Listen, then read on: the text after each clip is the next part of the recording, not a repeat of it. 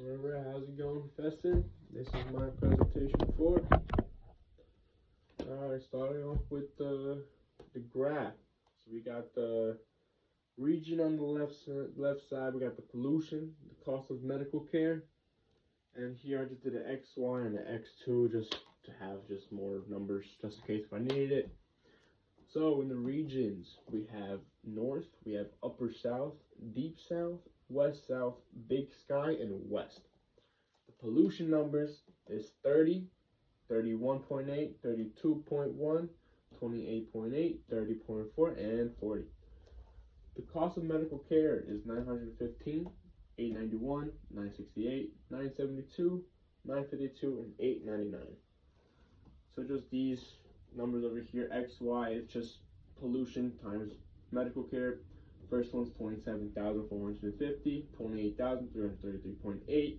Then we have 31,072.8, 27,993.6, 28,940.8, and 35,960. X2 is just the pollution.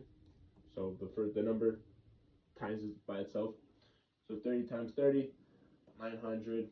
So on and so forth. We got 1,011.24, 1,030.41, 829.44, 924.6, and then 1,600. So for part A, took a little thought into this, but I do believe the pollution is the predictor variable, and then the cost of medical care is the response variable. Why I think this is because I believe that the pollution is a set of numbers that can be put into this scenario, and it could be changed up, known as the dependent variable, if I had that correct. I did the cost of medical care as the response variable, which is also known as the independent, and it's numbers that are wrote down or observed by others.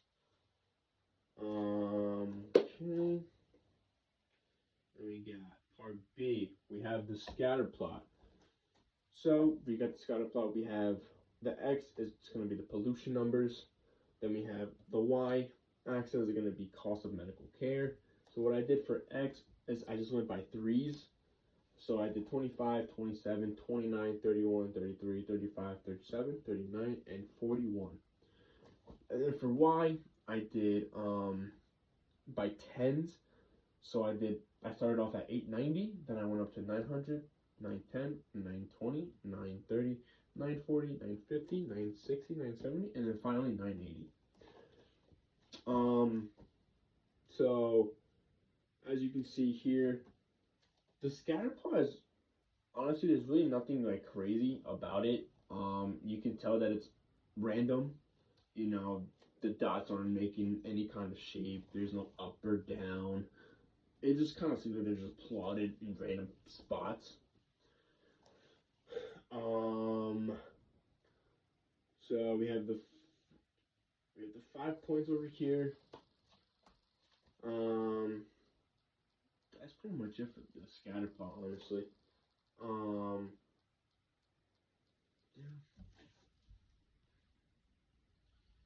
Alright, for this one, we have the correlation coefficient. So I started off just by separating each one. So I did, starting off with, for these column over here, we got zx equals x minus x over sx, and then we have zx, same thing, just y's. So then this is just simply just I believe the multiplication, I think I have that right. I forget. But those are all the numbers that I got for the x column, and then for the y column I got all of these. Oh, this is the multiplication. So to find the zx and the zy, you have to multiply the zx times the zy. You have to multiply each one, and that's what I got for each one. And then to find the top part for the 3z x zy over n minus 1, The total is just adding all of these together, which will get you negative 2.906. So I applied it to the solution, the equation, and the equation is r equals e zx zy over n minus 1. So just putting it in, substituting in, it's going to be negative 2.906 over 5. No, it's number, which is 6 off how much numbers that we have, minus 1, which is gives us 5. So it's that divided by 5, which would get you negative 0.5812. Negative 0.5812 is the correlation coefficient of the solution. Alright, then we have, alright, so the least squares regression line equation is going to be y with, like, I guess the little triangle on top equals a plus bx. So the slope for the least squares line is negative, so it does not match the scatter plot from part B, as seen over here. As seen here, most of the points are all positive. No point runs on a negative line, you know. So that's why I decided for that one. So the equation is going to be, so it's cost of Medicare equals the 1082.244 minus 4.69107. So putting that into this equation right here gets you the negative 4.69107 x plus 1082.244. And then we have G. So the regression line, same thing at the top, just applying this equation over here. So if a pollution is 35, what you're going to do is you're going to plug in the same equation. So X is going to be the pollution, how much pollution is there. So for G, the pollution was 35. So then it's going to look like Y equals minus negative 4.69107 times the pollution, which is 35, plus the 1082.244. Putting these all together would equal $918.57. So, in an explanation form, the predicted cost of medical care when pollution is 35 will be $918.57.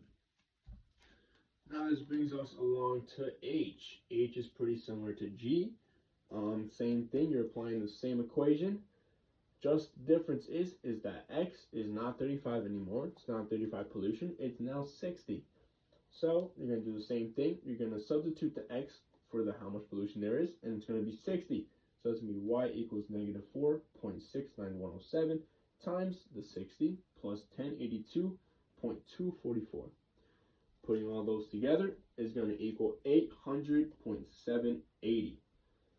So the cost of medical care when pollution is 60 will be 800.780.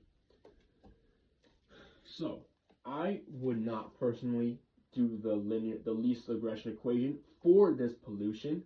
Why? Because 60, when you do the equation for 60, as seen over here, it's going to be less money rather than a pollution of G of the 35, which is way more money, which was 918.057.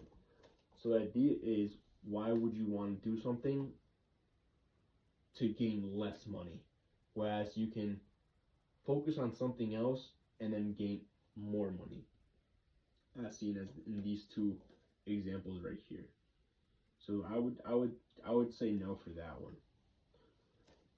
Yeah, that's pretty much it. Thank you.